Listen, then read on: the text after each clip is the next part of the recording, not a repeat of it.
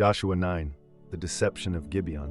When the kings beyond the Jordan, dwelling in the hills, valleys, and along the great sea, heard of Israel's triumphs, they formed an alliance to wage war against Joshua and the people of Israel. But the inhabitants of Gibeon, knowing the fate of Jericho and Ai, devised a cunning ruse.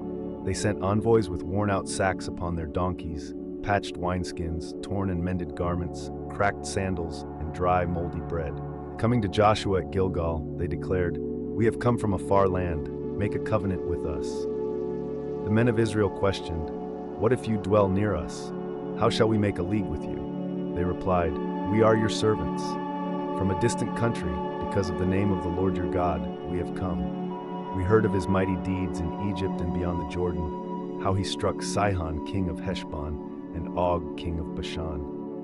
Our elders sent us with this bread, fresh when we left. Now it is dry and crumbled. These garments and sandals are worn from our long journey." Israel's leaders examined their provisions but did not seek the counsel of the Lord.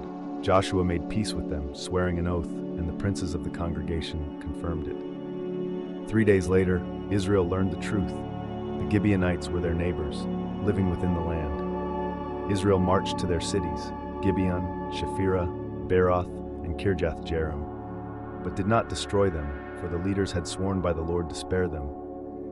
The congregation murmured against the rulers, but the princes said, "We have sworn to them by the Lord God of Israel. We may not touch them. We will let them live, lest wrath be upon us."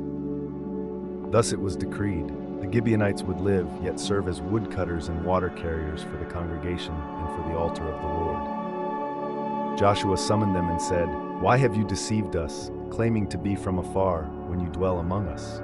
You are cursed. Never shall you cease from being servants for the house of my God."